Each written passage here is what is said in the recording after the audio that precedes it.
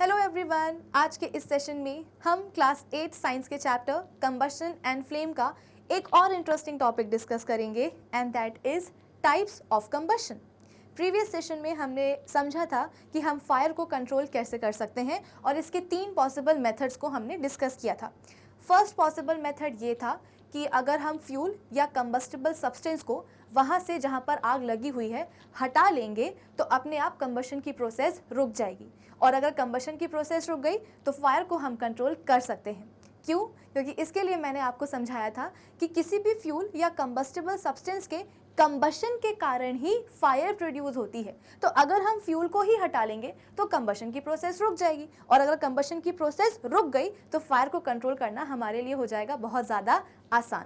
फिर इसके बाद में सेकेंड पॉसिबल मेथड जो हमने डिस्कस किया था वो ये था कि अगर फ्यूल तक आ रही जो हीट सप्लाई है उस हीट सप्लाई को ही हम बीच में से अगर तोड़ देंगे तो फ्यूल का कंबशन अपने आप रुक जाएगा, और अगर कंबशन रुक गया तो फायर को हम कंट्रोल कर पाएंगे। इसके लिए मैंने आपको समझाया था कि कोई भी कंबस्टिबल सब्सटेंस या फ्यूल का कंबशन तभी पॉसिबल है जब वो अपने इग्निशन टेम्परेचर तक पहुंचता है, और इग्निशन टेम्परेचर तक पहुंचने के लिए फ्यूल को चाहिए होती है हीट सप्लाई। तो जलते हुए फ्यूल की तरफ जो हीट सप्लाई आ रही है उसको ही अगर हमने बीच में से तोड़ दिया तो जो जलता हुआ फ्यूल है वो अपने इग्निशन टेम्परेचर के नीचे आ जाएगा, यानी कि वो ठंडा हो जाएगा, कूल डाउन हो जाएगा, और ऐसे में उसका जो कंबशन है वो रुक जाएगा, और अगर कंबशन रुक गया तो फायर को हम इजीली कंट्रोल कर सकते हैं। लास्ट पॉसिबल मेथड ये था कि अगर कंबशन को सपोर्ट करने वाला जो उसका सपोर्टर है उस सपोर्टर की ही सप्लाई अगर हमने रोक दी है या तोड़ दी है तो कंबशन की प्रोसेस अपने आप रुक जाएगी, क्योंकि बिना सपोर्टर के कंबशन अपने आप को कंटिन्यू कर ही नहीं पाएगा। तो अगर हमने सपोर्टर को ही बीच में से हटा दिया तो कंबशन की प्रोसेस अपने आप रुक जाएगी, तो फायर को हम आसानी से कंट्रोल कर पाएंगे।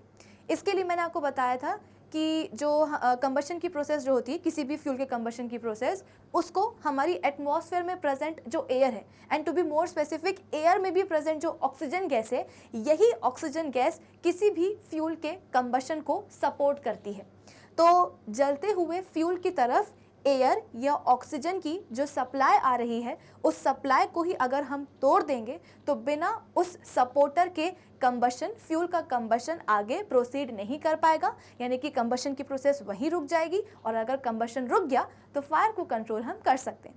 ये पूरी कहानी थी अपने प्रीवियस सेशन की, और आज के इस सेशन में हम बात करेंगे अपने टॉपिक टाइप्स ऑफ कंबशन के ऊपर। तो चलो जल्दी से आज के इस सेशन को हम स्टार्ट कर लेते हैं। So this is Vibhuti Khare, welcome to Magnet Brains, जहाँ पे आपको सभी चैप्टर्स के वीडियो लेक्चर्स मिलते हैं बिल्कुल फ्री ऑफ कॉस्ट। यानी कि मैग्नेट ब्रेन्स में आपको 2 चैप्टर्स पढ़ने के बाद किसी भी तरह का पेमेंट करने की या पैकेज परचेज करने की रिक्वायरमेंट बिल्कुल भी नहीं है, क्योंकि मैग्नेट ब्रेन्स आप सब तक पहुंचा रहा है क्वालिटी एजुकेशन बिल्कुल फ्री ऑफ कॉस्ट। तो इसी अच्छी बात से हम स्टार्ट कर लेते हैं आज का हमारा ये सेशन, जहाँ पे हम बात करेंगे टाइप्स ऑफ कंबशन के ऊपर। तो यहाँ पे बोला जा रहा है कि there are various types of combustion, कई सारे टाइप्स के कंबशन होते हैं, but the 3 important types of combustion are. Class 8 science के सिलेबस में जो 3 इंपॉर्टेंट टाइप्स हैं कंबशन के, उनको हम आज के इस सेशन में डिस्कस करेंगे। कौन कौन से हैं वो 3 टाइप्स? तो सबसे पहला है रैपिड कंबशन, फिर है स्पॉन्टेनियस कंबशन, फिर है एक्सप्लोजिव कंबशन, जिसको हम एक्सप्लोजन भी बोलते हैं। तो सबसे पहले हम बात करते हैं रैपिड कंबशन की। अब ये रैपिड कंबशन क्या होता है? The combustion reaction in which large amount of heat and light are produced in a short time is called rapid combustion। यानी कि एक ऐसी combustion की reaction जहाँ पे large amount of heat और light produce होती है, लेकिन वो भी कैसे? बहुत ही कम समय में, यानी कि शॉर्ट टाइम में। तो ऐसी कंबशन रिएक्शन को या प्रोसेस को हम बोलते हैं रैपिड कंबशन, यानी कि एक ऐसी रिएक्शन जहाँ पे लाइट प्रोड्यूस हो रही है या हीट एनर्जी रिलीज हो रही है, वो भी बहुत ही कम समय में, तो उसको हम बोल देते हैं क्या? Rapid combustion. अब सवाल ये है कि इस रैपिड कंबशन को हम याद कैसे रखें? तो देखो, आज के सेशन में जो भी हम कंबशन के टाइप्स पढ़ रहे हैं ना, उन टाइप्स को आप उनके रिस्पेक्टिव एग्जाम्पल से याद रख सकते हो। जैसे कि अभी मैं आपको रैपिड कंबशन का भी एक एग्जाम्पल बता रही हूँ, तो एग्जैक्टली रैपिड कंबशन में क्या होता है वो आप उसके एग्जाम्पल से याद रखोगे, उसको समझने की कोशिश करोगे। अब रैपिड कंबशन हम सब ने देखा हुआ है, ऐसा नहीं है कि पहली बार हम रैपिड कंबशन को समझेंगे, उसको ऑब्जर्व करेंगे। ये हम सभी ने अपने अपने घरों में देखा है। कैसे देखा है? तो जैसे कि मैं आपको पहले भी बता चुकी हूँ कि आज के टाइम पे हमारे लिए खाना बनाना बड़ा आसान होता है। क्यों आसान होता है? हमें करना क्या होता है, हमको जाना होता है किचन में। किचन में हमारे पास होता है एक गैस स्टोव और एक होता है गैस सिलेंडर। दोनों को ही हम आपस में एक पाइप के थ्रू कनेक्ट कर देते हैं। अब अगर हमें खाना बनाना है तो हम क्या करते हैं, गैस स्टोव को ऑन करेंगे, है ना। गैस स्टोव का जो नॉब है उसको हम ऑन करेंगे। जैसे ही हम ऑन करते हैं तो गैस सिलेंडर में जो हमारी LPG यानी कि लिक्विफाइड पेट्रोलियम गैस जो भरी होती है वो गैस पाइप के थ्रू ट्रैवल करते हुए जो गैस स्टोव है उस तक पहुंच जाती है। अब गैस स्टोव में क्या प्रेजेंट होते हैं, बर्नर प्रेजेंट होते हैं और इन बर्नर में प्रेजेंट होते हैं छोटे छोटे से होल्स। तो जैसे ही हमने गैस स्टोव का जो नॉब है वो ऑन किया है तो गैस सिलेंडर से गैस निकलेगी, गैस स्टोव के लेवल तक आएगी और गैस स्टोव में जो बर्नर प्रेजेंट होंगे यहाँ तक आ जाएंगी। बर्नर में जो होल्स प्रेजेंट है ना, इन होल्स के थ्रू जो हमारी गैस है वो बाहर निकलने की कोशिश करेगी। यानी कि जैसे ही आप नॉब ऑन करोगे वैसे ही सिलेंडर में भरी हुई गैस बर्नर तक पहुंचेगी और बर्नर के होल्स के थ्रू बाहर निकलेगी। नेक्स्ट स्टेप क्या होगा हमारा कि हमारे पास होगा एक लाइटर। लाइटर को हम बर्नर के पास लेके जाएंगे और उसका जो बटन है वो दबाएंगे। जैसे ही बटन दबाएंगे तो लाइटर में जनरेट होगी एक छोटी सी चिंगारी यानी कि स्पार्क, और उस छोटी सी चिंगारी और स्पार्क की मदद से जो गैस बाहर निकल रही थी बर्नर के होल से वो गैस इग्नाइट हो जाएगी, यानी कि उसका इग्निशन स्टार्ट हो जाएगा, यानी कि उसका कंबशन स्टार्ट हो जाएगा। तो आपने देखा होगा कि ये प्रोसेस कितनी क्विक होती है कि यहाँ आपने गैस स्टोव का नॉब ऑन किया, गैस बाहर निकली और दूसरे हाथ से आपने लाइटर को प्रॉपर पोजीशन पे रखा, बर्नर के ऊपर रखा और जैसे ही आप लाइटर का जो बटन है वो दबाते हो उस छोटी सी चिंगारी या स्पार्क से जो गैस है वो तुरंत ही इग्नाइट हो जाती है, तुरंत उसका कंबशन स्टार्ट हो जाता है। ये एक बहुत ही क्विक प्रोसेस होती है। ऐसा नहीं कि 15 मिनट, आधे घंटे या 1 घंटे तक जो है ना आप लाइटर से गैस को जलाने की कोशिश कर रहे हो लेकिन गैस जल ही नहीं रही है। आप सब ने देखा होगा कि ये प्रोसेस कितनी क्विक होती है कि गैस निकली, फटाक से उसमें हमने एक चिंगारी दी और उस चिंगारी से गैस का कंबशन शुरू हो गया। तो ये क्या है, ये है एक रैपिड कंबशन, ठीक है। और इसके बाद में जब गैस का कंबशन स्टार्ट हो जाता है तो आप लोगों को बर्नर के अराउंड, बर्नर के ऊपर एक ब्लू फ्लेम दिखाई देती है या नहीं दिखाई देती है। ये ब्लू फ्लेम क्या इंडिकेट कर रही है कि इस कंबशन की प्रोसेस से क्या प्रोड्यूस हुई है, लाइट प्रोड्यूस हुई है। भाई जब आप गैस का कंबशन शुरू कर देते हो, गैस का कंबशन स्टार्ट हो जाता है तो बर्नर के ऊपर आपको ब्लू कलर की फ्लेम दिखाई देती है कि नहीं देती है। वो ब्लू कलर की फ्लेम क्या बता रही है कि गैस के कंबशन से लाइट प्रोड्यूस हुई है, ठीक है। तो लाइट तो प्रोड्यूस हो गई, वो भी बहुत कम समय में। अब हम बात कर लेते हैं किसकी, हीट की। तो हीट का तो पूछो ही मत। इस जलते हुए बर्नर के ऊपर आपको क्या कर देना है, अपना कोई भी कुकिंग यूटेंसिल यानी कि खाना बनाना का बर्तन जो है ना वो रख देना है। तो इस कंबशन की प्रोसेस से जैसे ही बेसिकली कंबशन की प्रोसेस से जो फ्लेम प्रोड्यूस हुई है, इस फ्लेम के ऊपर आप बर्तन रखोगे तो वो बर्तन गर्म हो जाएगा। बर्तन क्या, बर्तन के ऊपर अगर आपने कोई अपना खाना रखा है पकाने के लिए तो वो खाना भी कुक हो जाएगा। इसका मतलब क्या कि इस कंबशन की प्रोसेस से, गैस का जो कंबशन हुआ है इससे लाइट तो प्रोड्यूस हुई है, ब्लू कलर की फ्लेम तो हमें दिखाई दे ही रही है, साथ ही साथ बहुत सारी हीट भी प्रोड्यूस हुई है। और इसी हीट से जो हमारा कुकिंग यूटेंसिल है, जो बर्तन है वो गर्म हो गया। वो क्या, उसके ऊपर रखा हुआ खाना भी गर्म हो गया, खाना भी कुक हो गया, पक गया, ठीक है। तो ये किसका एग्जाम्पल है भाई, ये है रैपिड कंबशन का एग्जाम्पल। इसलिए मैंने बोला कि आज के सेशन में हम जितने भी टाइप्स पढ़ेंगे कंबशन के, उन सभी टाइप्स को आप कैसे याद रखोगे, तो उनके रिस्पेक्टिव एग्जाम्पल से याद रखोगे। तो हो सकता है कि आपको रैपिड कंबशन में एग्जैक्टली क्या होता है वो आपको याद ना रहे, लेकिन अगर आपने ये वाला एग्जाम्पल याद रखा है तो तुरंत ही एग्जाम में जब रैपिड कंबशन के ऊपर सवाल आएगा आप तुरंत इस एग्जाम्पल को याद करके अपना आंसर लिख सकते हो। तो एग्जैक्टली रैपिड कंबशन में होता क्या है कि इस कंबशन रिएक्शन में लार्ज अमाउंट ऑफ हीट और लाइट प्रोड्यूस होती है। वो भी कैसे, वो भी हम बोलते हैं कि शॉर्ट टाइम में, बहुत ही कम समय के अंदर, कि यहाँ पे से गैस निकली, वहाँ से हमने उसको चिंगारी दी, चिंगारी से तुरंत गैस का कंबशन स्टार्ट हो गया और इस कंबशन से ब्लू फ्लेम दिखाई देने लगी, यानी कि लाइट प्रोड्यूस हो गई। और इस ब्लू फ्लेम के ऊपर जैसे ही हमने बर्तन रखा तो बर्तन गर्म हो गया और बहुत ज़्यादा गर्म हो गया। बर्तन के ऊपर रखा हुआ खाना भी गर्म हो गया। क्यों गर्म हो गया, क्योंकि गैस के कंबशन से, इस रैपिड कंबशन से हीट भी काफ़ी ज़्यादा प्रोड्यूस हुई है, वो भी शॉर्ट ड्यूरेशन में। सॉर्टेड। चलो, when we bring a lighted matchstick or a lighter near the burner of a gas, stove in the kitchen, the cooking gas starts burning at once, producing a lot of heat and some light. तो वही वाली यहाँ पे बात explain करी जा रही जो कि मैंने आपको अभी अभी समझाई है. So the immediate burning of cooking gas in a gas stove to give heat and light is an example of rapid combustion. तो एलपीजी यानी कि कुकिंग गैस की जो इमीडिएट बर्निंग होती है, तुरंत की तुरंत जो उसकी बर्निंग होती है, जो उसका कंबशन होता है गैस स्टोव में, क्या करने के लिए, हीट और लाइट सप्लाई करने के लिए, ये क्या है, एक बेस्ट एग्जाम्पल है रैपिड कंबशन का. ठीक है. The burning of kerosene oil in a kerosene stove and the burning of wax in the candle are also example of rapid combustion.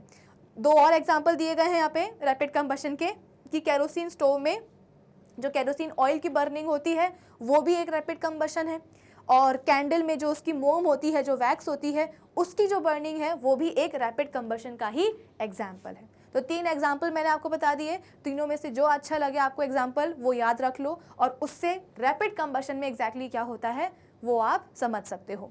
चलो अब इसके बाद में हम बढ़ जाते हैं आगे. तो अच्छा, यहाँ पे हमको 2 GIF दिखाई दे रहे हैं. यहाँ पे आपको दिखाई दे रहा होगा कि किस तरीके से कैंडल की जो वैक्स है, जब कैंडल जलती है तो उसकी वैक्स का कंबशन होता है, वैक्स की बर्निंग होती है.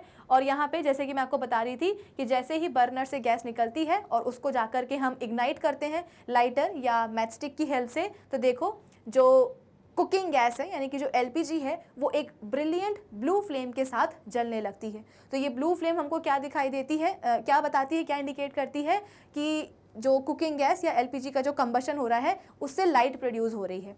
ठीक है. तो आपको कुछ इस तरीके की ब्लू फ्लेम दिखाई देती है बर्नर के अराउंड, और इसी के ऊपर आप अपना बर्तन रख देते हो और उसके ऊपर खाना रख देते हो उसे पकाने के लिए, कुक करने के लिए, यानी कि हीट भी प्रोड्यूस हो रही है इस कंबशन की प्रोसेस में, रैपिड कंबशन में. ठीक है. चलो अब इसके बाद में हम आ जाते हैं अपने नेक्स्ट टाइप ऑफ कंबशन पर. नेक्स्ट टाइप क्या है, स्पॉन्टेनियस कंबशन. इसमें क्या होता है, the combustion reaction which occurs on its own, यानी कि एक ऐसी कंबशन रिएक्शन जो कि अपने आप हो जाती है. अपने आप होने का मतलब क्या है कि without the help of any external heat, हम बिना किसी, अच्छा देखो मैंने आपको पहले भी ये चीज़ समझाने की कोशिश करी है. मैंने आपको एग्जांपल दिया था कि सपोज मेरे पास क्या है, एक पेपर है. पेपर एक कंबस्टेबल सब्सटेंस है ना, पेपर का कंबशन पॉसिबल है. तो पेपर क्या हो गया, एक कंबस्टेबल सब्सटेंस हो गया. अब पेपर को मैंने यूं ही ओपनली रख दिया है, खुली हवा में रख दिया है, यानी कि यहाँ पे कंबशन की प्रोसेस में जो 2 असेंशियल कंडीशंस रिक्वायर्ड होती हैं, दोनों कंडीशंस यहाँ पे फुलफिल हो रही हैं. क्यों, कंबशन के लिए हमको चाहिए क्या होता है, एक कंबस्टेबल सब्सटेंस चाहिए होता है, तो उसके लिए हमने पेपर ले लिया. फिर कंबशन की प्रोसेस के लिए हम बोलते हैं कि कंबशन का सपोर्टर होना चाहिए. हम बोलते हैं कि कंबशन का जो सपोर्टर है यानी कि जो ऑक्सीजन है उसकी सप्लाई आनी चाहिए. तो मैंने अपने हाथ में क्या, सपोज मैंने फ्लोर पे जो है ना पेपर रखा हुआ था और पेपर को मैंने खुली हवा में रखा था. हवा में क्या प्रेजेंट होती है, ऑक्सीजन गैस प्रेजेंट होती है. तो लगातार पेपर की तरफ कंबशन की सपोर्टर यानी कि ऑक्सीजन गैस की सप्लाई आ रही थी, एयर की सप्लाई आ रही थी. तो यहाँ पे कंबशन की दोनों ही कंडीशंस फुलफिल हो रही थी, लेकिन फिर भी पेपर खुली हवा में रहते हुए आग क्यों नहीं पकड़ता. इसके लिए मैंने आपको समझाया था कि भाई जो पेपर है, माना कि उसका कंबशन पॉसिबल है, लेकिन उसका कंबशन तभी पॉसिबल होगा जब वो अपने एक स्पेसिफिक टेम्परेचर, जिसको कि हम इग्निशन टेम्परेचर बोलते हैं, जब तक वो उस पर नहीं पहुंच जाता तब तक उसका कंबशन स्टार्ट नहीं होगा.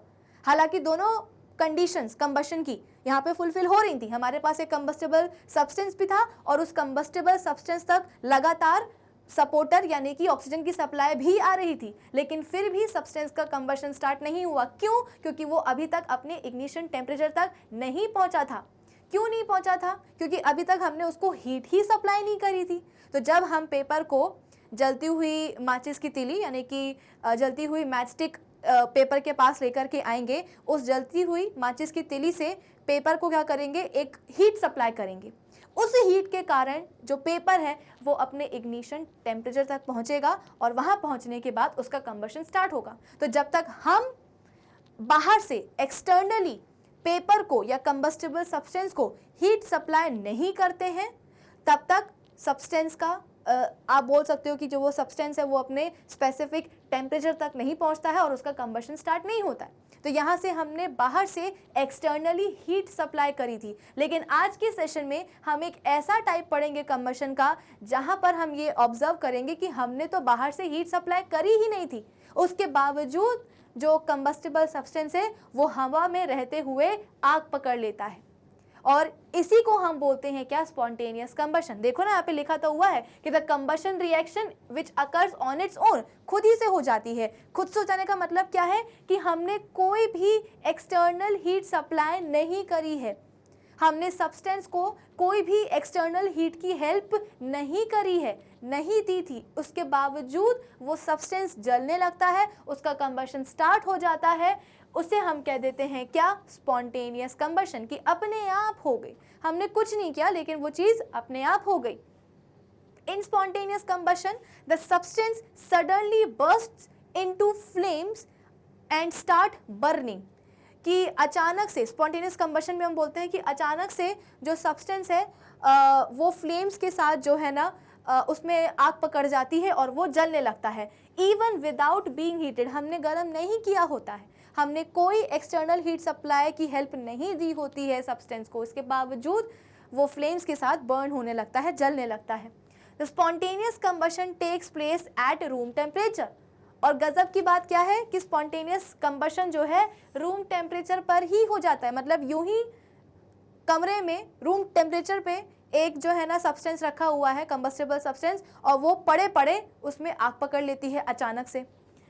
द हीट रिक्वायर्ड, अब सवाल ये है कि मतलब कि स्पॉन्टेनियस कंबशन ऐसे, देखो जैसे कि मैंने आपको बताया था कि कंबशन में हम बोलते हैं कि 3 चीज़ें असेंशियली रिक्वायर्ड होती हैं, कंडीशंस असेंशियली प्रेजेंट होनी चाहिए। एक तो कंबस्टिबल सब्सटेंस होना चाहिए, प्लस सपोर्टर की सप्लाई होनी चाहिए, प्लस हम बोलते हैं कि हीट की सप्लाई भी होनी चाहिए। लेकिन अभी हम स्पॉन्टेनियस कंबशन में पढ़ रहे हैं कि हमने तो सब्सटेंस को हीट करा ही नहीं था, कोई हमने हीट सप्लाई नहीं दी थी बाहर से, फिर भी सब्सटेंस रूम टेम्परेचर पे रह करके भी आग पकड़ लेता है। इसका मतलब क्या कि क्या स्पॉन्टेनियस कंबशन में जो थर्ड कंडीशन है कि हीट सप्लाई होनी चाहिए, सब्सटेंस को अपने इग्निशन टेम्परेचर तक पहुंचने के लिए हीट सप्लाई की जो ज़रूरत होती है, वो हीट सप्लाई हम बोलते हैं कि जो चाहिए होती है, वो क्या स्पॉन्टेनियस कंबशन में रिक्वायर्ड नहीं होती है। अभी तक तो हम यही पढ़ते आ रहे थे कि जब तक हीट सप्लाई नहीं होगी तब तक सब्सटेंस अपने इग्निशन टेम्परेचर तक नहीं पहुंचेगा। लेकिन अभी इस कंबशन को पढ़ के हमें ऐसा लग रहा होगा कि शायद इस कंबशन में थर्ड वाली कंडीशन रिक्वायर्ड ही नहीं होती है कि हीट सप्लाई करो ही मत, तो सब्सटेंस जो है ना अपने इग्निशन टेम्परेचर तक पहुंचेगा ही नहीं, और बिना उस स्पेसिफिक टेम्परेचर पे पहुंचे सब्सटेंस का शायद कंबशन स्टार्ट हो जाएगा, है ना। पढ़ के तो अभी तक हमको यही समझ में आ रहा है, लेकिन ऐसा है नहीं। क्यों? क्योंकि जो हमने कंडीशन पढ़ी है ना कंबशन की, वो बिल्कुल सही है, और चाहे जो भी टाइप का कंबशन हो, उन सभी कंबशन में वो सभी कंडीशंस रिक्वायर्ड होती हैं। यानी कि स्पॉन्टेनियस कंबशन में भी जो सब्सटेंस है वो अपने इग्निशन टेम्परेचर तक पहुंचता है। माना कि हम एक्सटर्नली उसको बाहर से कोई हीट सप्लाई नहीं कर रहे हैं, वो सब्सटेंस अपने रूम टेम्परेचर पर ही है, लेकिन फिर भी वो अपने इग्निशन टेम्परेचर तक पहुंचता है। तो सवाल ये है कि आखिर वो सब्सटेंस कैसे पहुंच रहा है बिना किसी एक्सटर्नल हीट सप्लाई की हेल्प के अपने इग्निशन टेम्परेचर तक। तो उसका रीजन है ये कि the heat required for the spontaneous combustion is produced inside the substance by it's slow oxidation, कि सब्सटेंस के अंदर, उसके अंदर, खुद के अंदर हम बोलते हैं कि एक स्लो ऑक्सीडेशन की प्रोसेस चलती है, और इसी स्लो ऑक्सीडेशन की प्रोसेस के कारण हीट प्रोड्यूस हो जाती है, और इसी हीट के कारण सब्सटेंस पहुंच जाता है अपने इग्निशन टेम्परेचर तक, और जैसे ही वो पहुंचा अपने उस स्पेसिफिक टेम्परेचर तक, उसका कंबशन शुरू हो गया।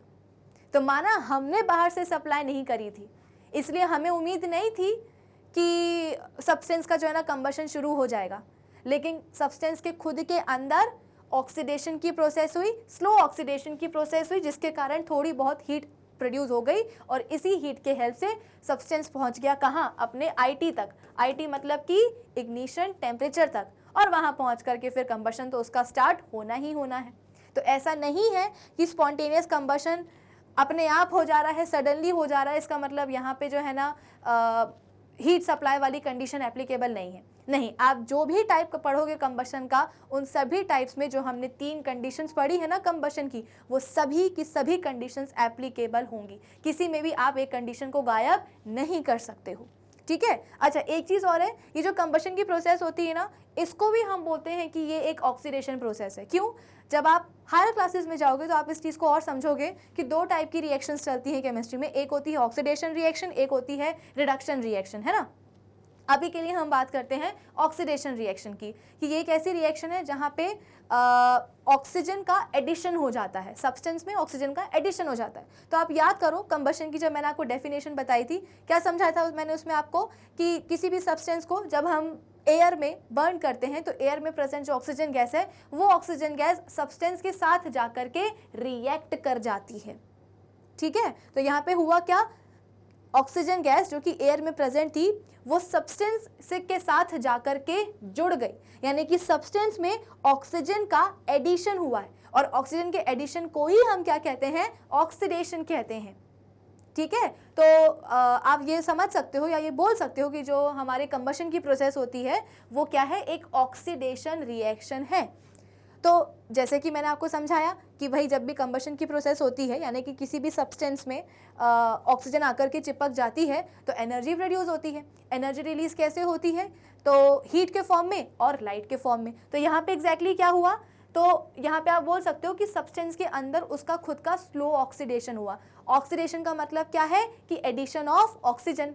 कंबशन में भी हमने देखा था कि ऑक्सीजन का एडिशन होता है सब्सटेंस में या फ्यूल में, जिसके कारण एनर्जी रिलीज होती है in the form of heat और लाइट। तो जब हम बोल रहे हैं कि सब्सटेंस के अंदर उसका खुद का एक स्लो ऑक्सीडेशन चलता है, जिसके कारण हम बोलते हैं कि एक हीट प्रोड्यूस हो जाती है। भाई ऑक्सीडेशन हो रहा है तो हीट तो थोड़ी बहुत प्रोड्यूस होगी ना, तो इसी हीट के कारण सब्सटेंस पहुंच जाता है कहाँ, अपने आईटी तक, और फिर इसके बाद में उसका जो कंबशन है वो स्टार्ट हो जाता है, ठीक है। चलो, फिर इसके बाद में spontaneous combustion is usually undergone by those substances which have quite low ignition temperature. इस पॉइंट को भी आप हाईलाइट कर सकते हो और स्टार मार्क कर सकते हो कि वो वाले सब्सटेंसेस जिनका कि इग्निशन टेम्परेचर आईटी कम होता है, उनमें स्पॉन्टेनियस कंबशन होता है। ऑब्वियस सी बात है, क्यों?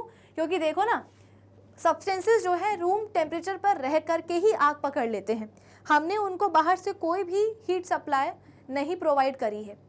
हीट उनको कहाँ से मिली है, कैसे वो अपने आईटी तक पहुँचे हैं, उनके अंदर, खुद के अंदर स्लो ऑक्सीडेशन की प्रोसेस होती है, जिसके कारण हीट प्रोड्यूस होती है।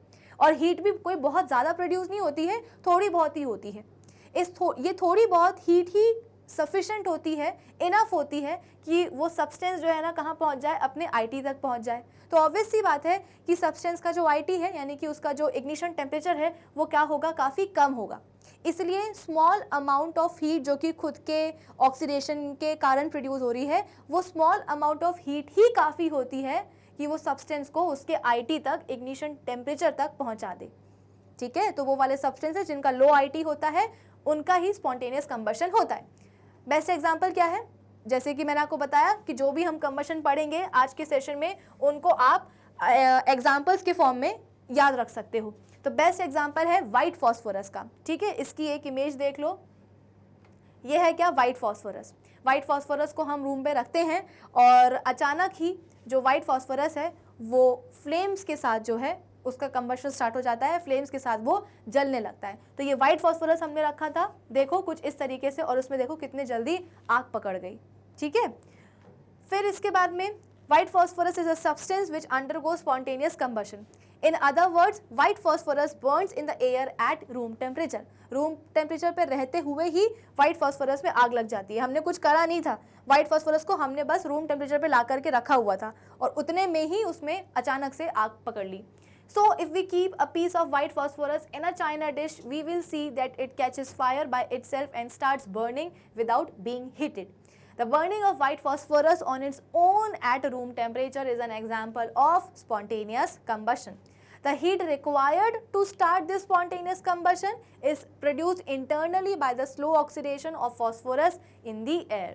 यानी कि फॉस्फोरस का कंबशन कैसे पॉसिबल हुआ, क्योंकि नेचुरली वो अपने आईटी तक पहुंच गया था। आईटी तक कैसे पहुंचा, तो उसके अंदर हुई स्लो ऑक्सीडेशन की प्रोसेस, जिसके कारण हीट प्रोड्यूस हुई और इसी हीट के कारण वो पहुंचा अपने आईटी तक, और आईटी पे पहुंचने के बाद उसका कंबशन स्टार्ट हो गया, वो फ्लेम्स के साथ जलने लगा। The spontaneous combustion reactions takes place in the nature are very dangerous. और वो वाली स्पॉन्टेनियस रिएक्शंस जो कि हमारे एनवायरनमेंट में होती है, नेचर में होती है, वो काफ़ी ज़्यादा खतरनाक होती हैं। For example, the spontaneous combustion of the coal dust has resulted in many disastrous fires in coal mines, leading to the death of many persons working in deep coal mines. Basically जो coal mines होती हैं, previous chapter में कोल and petroleum में हम सब ने पढ़ा है कि कोल कहाँ पाया जाता है ना, अर्थ सरफेस के हज़ारों फीट नीचे पाया जाता है। तो काफ़ी नीचे हम बोलते हैं कि कोल माइंस बनाई जाती है। भाई कोल को एक्सट्रैक्ट करना है ना, तो कोयले की खदान बनाई जाती हैं, ठीक है। और ये कोयले की खदान कहाँ होती हैं, अर्थ सरफेस के काफ़ी नीचे होती है, जिनको हम कोल माइंस कहते हैं इंग्लिश में, ठीक है।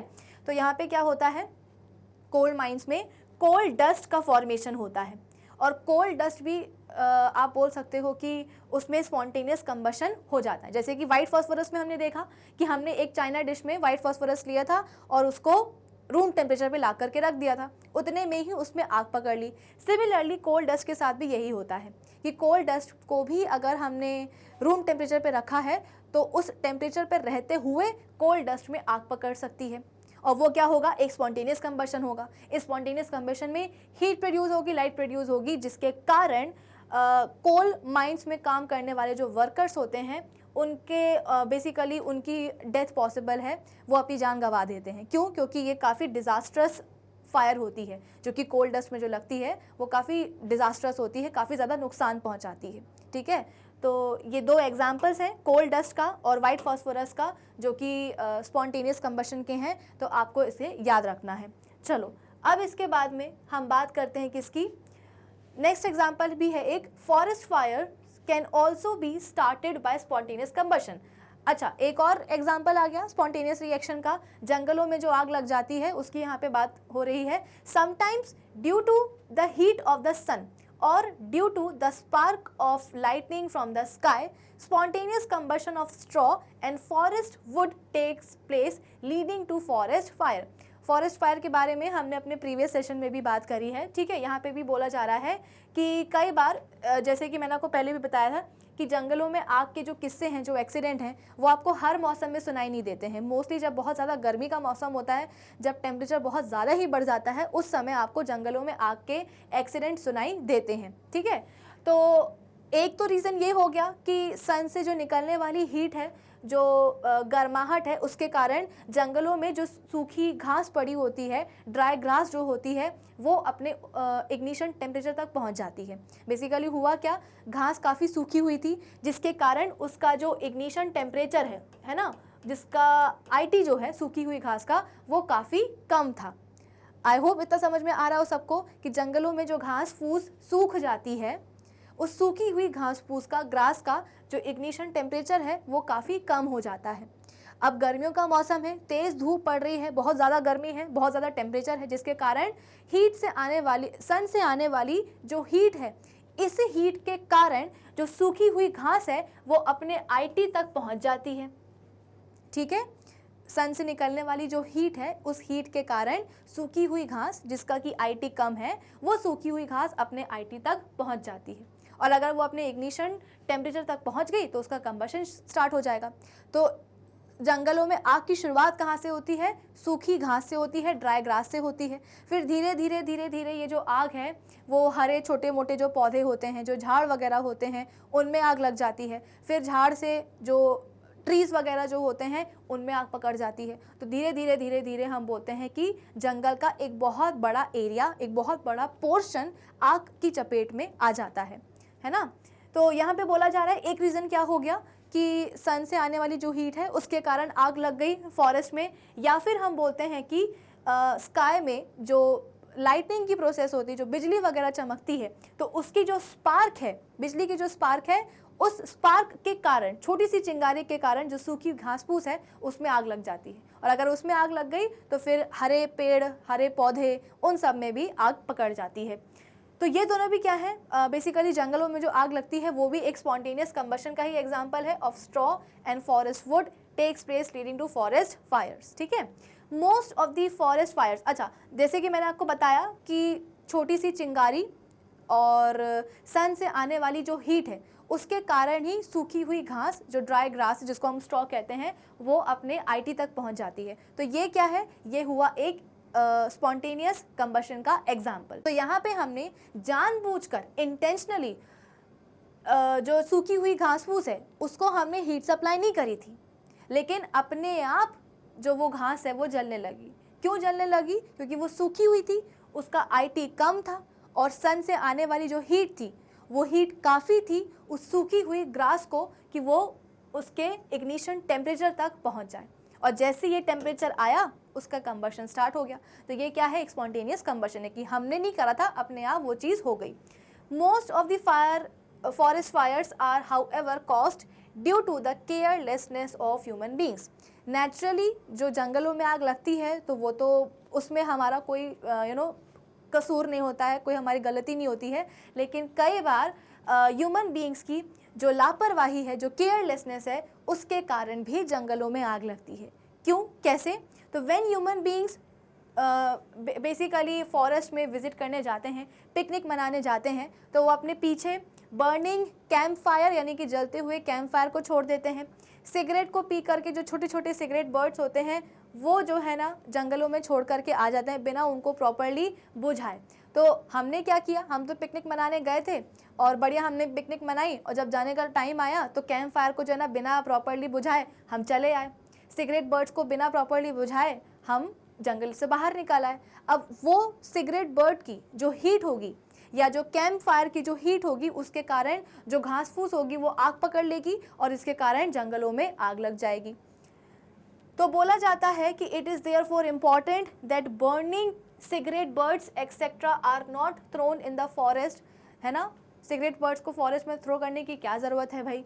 एंड कैंप फायर्स को इससे पहले कि आप जंगल को छोड़ो उसको प्रॉपरली एक्सटिंग्विश करना यानी कि बुझाना बहुत ज़रूरी होता है।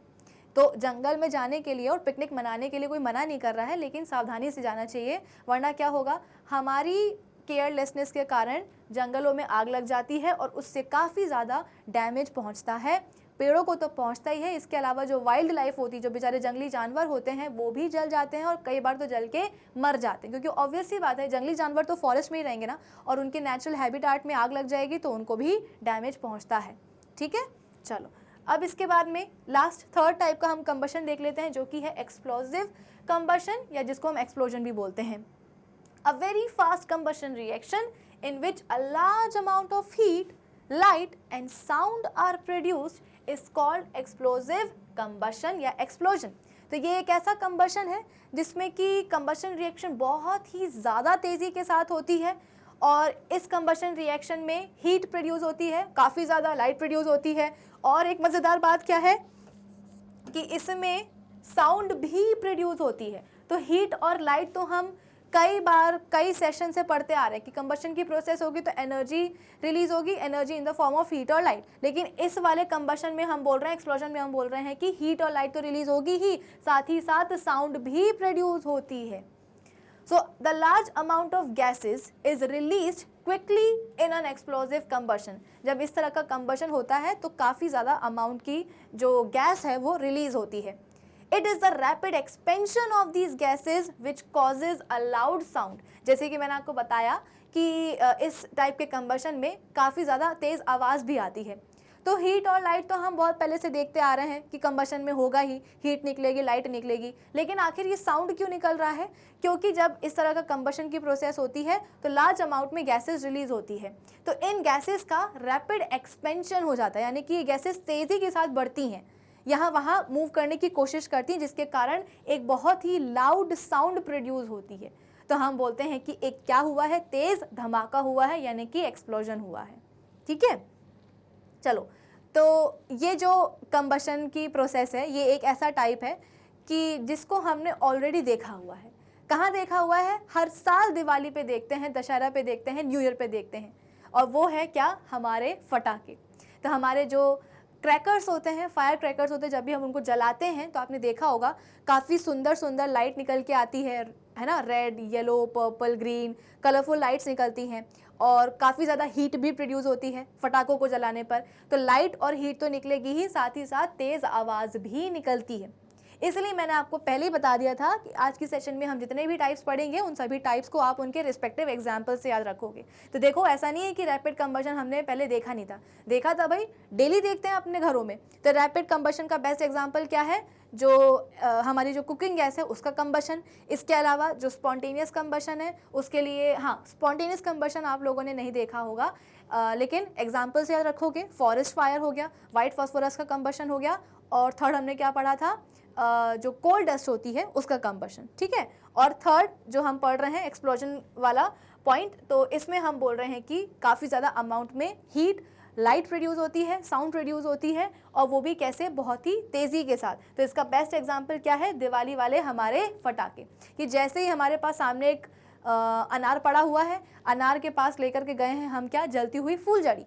तो जैसे ही हमने फूलझड़ी रखी अनार के ऊपर, अनार जो है जलने लगा। कैसे जला? तो हीट के साथ जला, कलरफुल लाइट्स उसमें से निकली, प्लस अनार के जलते टाइम आवाज़ भी प्रोड्यूस होती है। जो हमारे शॉट्स होते हैं, रॉकेट वाले शॉट्स, है ना, तो वो भी आसमान में, स्काई में जाकर के कलरफुल लाइट्स में जो है ना फटते हैं और उनसे बहुत ही तेज़ आवाज़ आती है। चलो अब और थोड़ा सा बात कर लेते हैं इसी टाइप के कंबशन की। द फायरवर्क्स या crackers etcetera which we explode during festivals work on the explosive combustion of substances. तो दिवाली वगैरह पे जो हम फटाके फोड़ते हैं वो एक्सप्लोसिव कंबशन के प्रिंसिपल पे ही काम करते हैं। When a cracker is ignited, जब भी किसी फटाके को जलाया जाता है विद अ बर्निंग मैचस्टिक, जलती हुई माचिस के साथ या फूलझड़ी के साथ या वो अगरबत्ती के साथ, रॉकेट वगैरह तो हम अगरबत्ती से ही जलाते हैं, है ना। The chemicals present in it undergo a sudden या very rapid combustion, producing heat, light and large volume of gas. Basically जो हमारे फटाके होते हैं, अब चाहे वो कोई भी फटाका हो, वो अनार हो, चक्री हो, सुतली बॉम्ब हो, रॉकेट हो, कुछ भी हो, सभी क्रैकर्स के अंदर, फटाकों के अंदर क्या भरा होता है? केमिकल्स भरे होते हैं, ठीक है। तो जैसे ही हम किसी भी फटाके के पास जलती हुई मैच स्टिक या फूलझड़ी या अगरबत्ती लेकर के जाते हैं, तो क्रैकर के अंदर जो केमिकल्स भरे होते हैं उनका कंबशन स्टार्ट हो जाता है।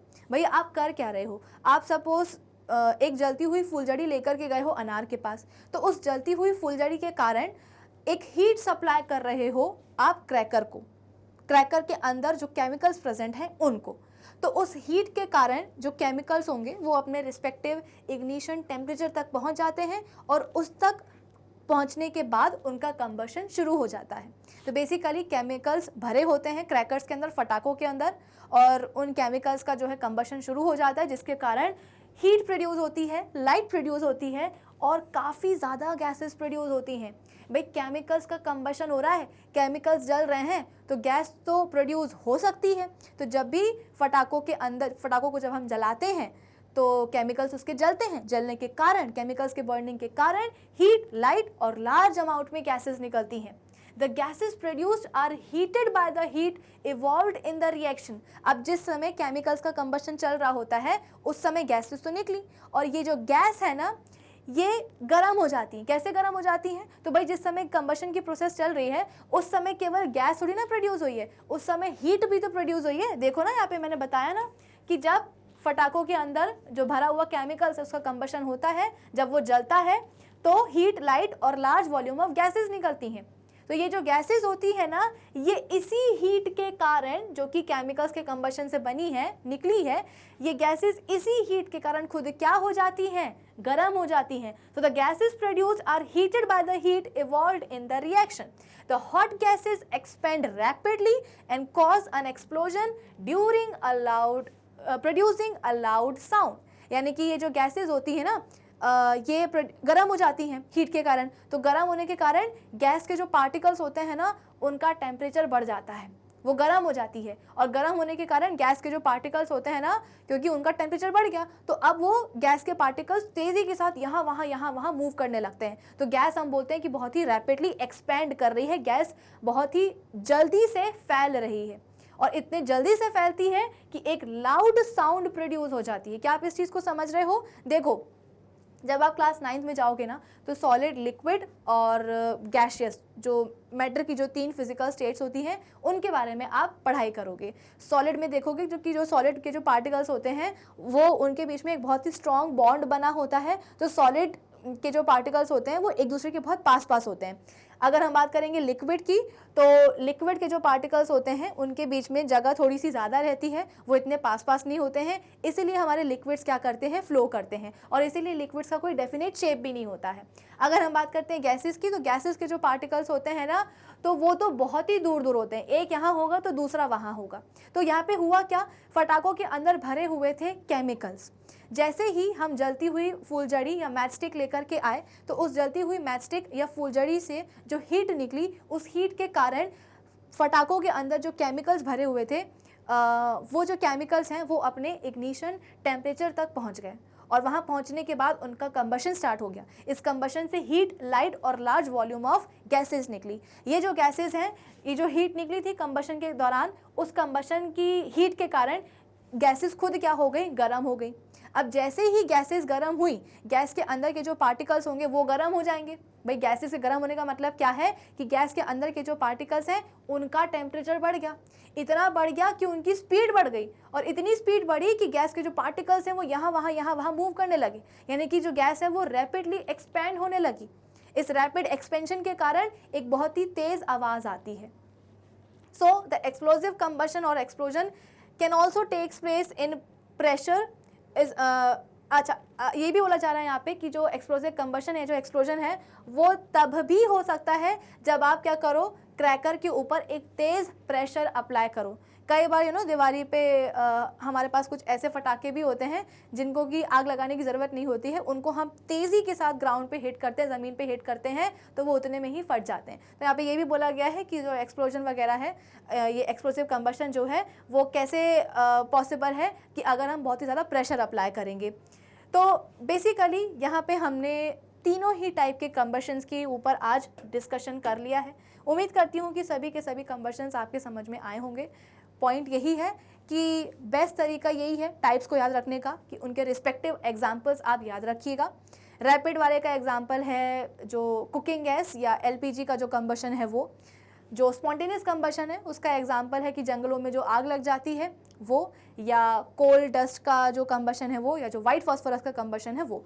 और ये जो एक्सप्लोजिव वाला कंबशन है इसका बेस्ट एग्जांपल क्या है कि हमारे दिवाली वाले फटाके, कि जैसे ही हम दिवाली वाले फटाकों को जलाते हैं, हीट और लाइट तो प्रोड्यूस होती है, साथ ही साथ एक तेज़ आवाज़ भी प्रोड्यूस होती है। आवाज़ प्रोड्यूस क्यों हो रही है? क्योंकि ये जो हमारा एक्सप्लोजिव कंबशन होता है इसमें इस कंबशन के दौरान गैसेस भी प्रोड्यूस होती हैं, और ये जो गैसेस हैं वो तेज़ी के साथ एक्सपैंड करती हैं, इनका रैपिड एक्सपेंशन होता है।